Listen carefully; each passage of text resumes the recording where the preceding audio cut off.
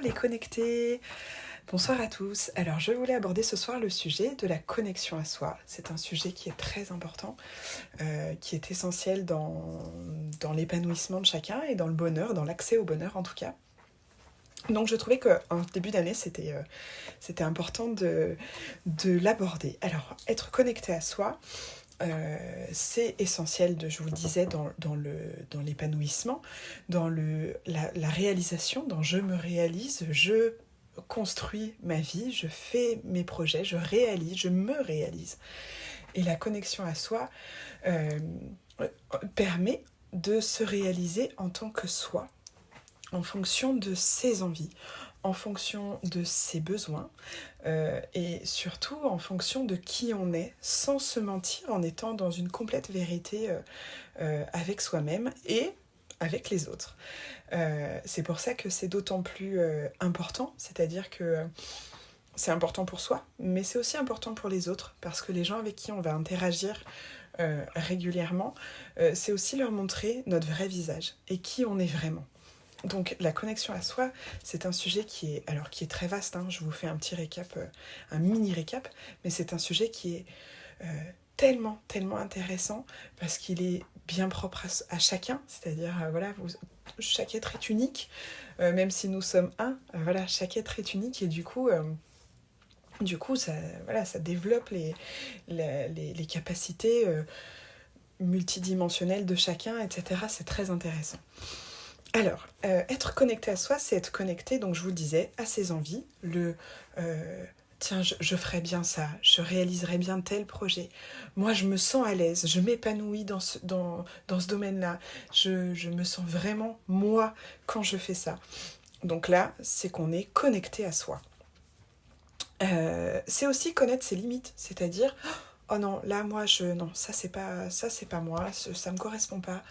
Non, moi je me sens pas là, non, je me sens pas à l'aise, c'est pas moi.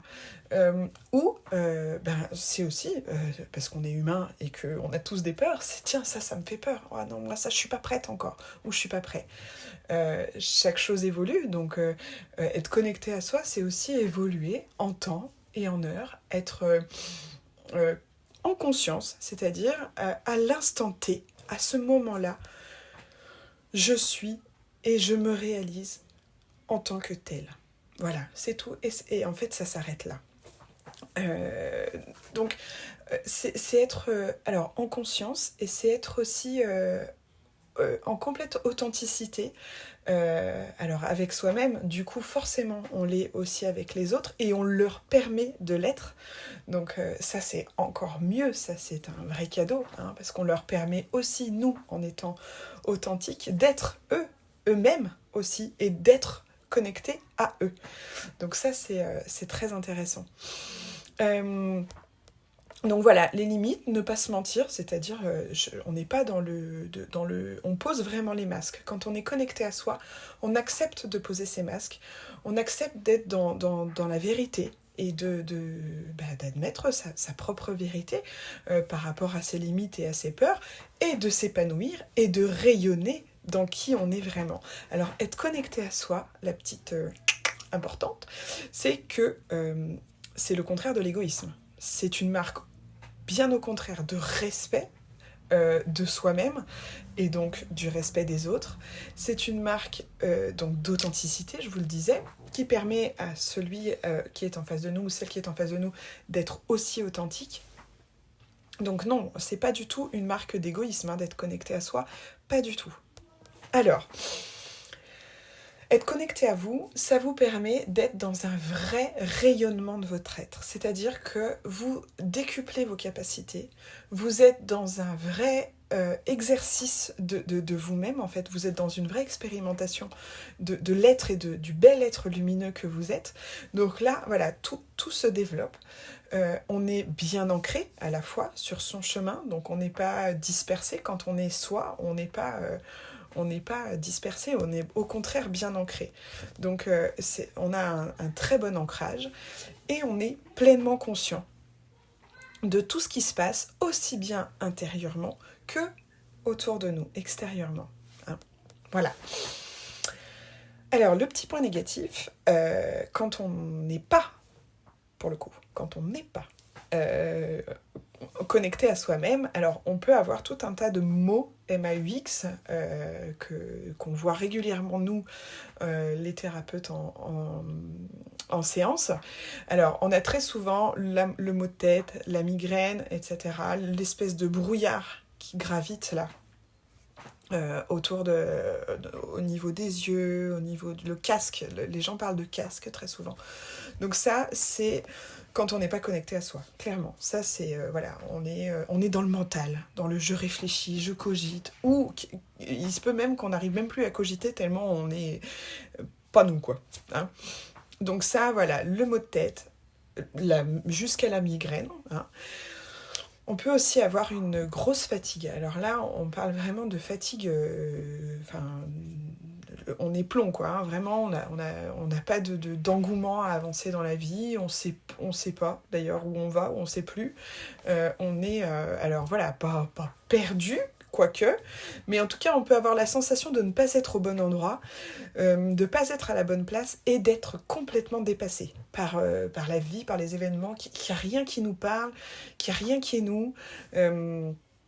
Voilà, donc ça c'est des symptômes, c'est des mots MAUX,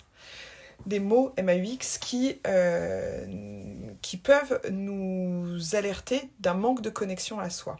Alors, si c'est le cas, quoi faire pour se connecter ou se reconnecter du coup à soi?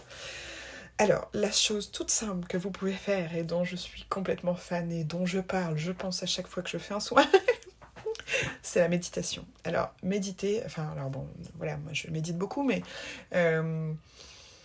c'est tellement salvateur, c'est tellement bénéfique pour plein de choses, la méditation. Alors, mais même pas longtemps, ne serait-ce que 10 minutes par jour. Enfin, moi j'ai commencé comme ça, en faisant 10 minutes par jour. Et même en 10 minutes, on a un nombre de bienfaits mais, qui est tellement important et qui change tellement la vie que voilà, je ne peux que vous le conseiller.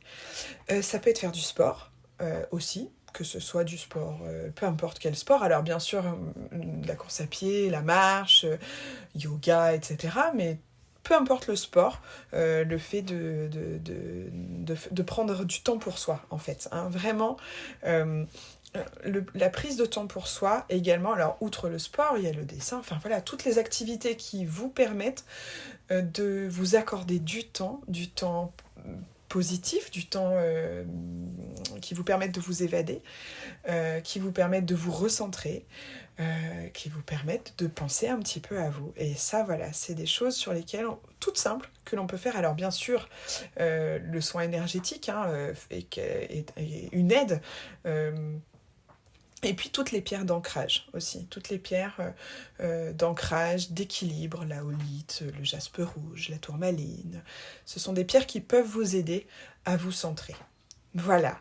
Alors, je vais essayer un petit peu de revenir en vidéo.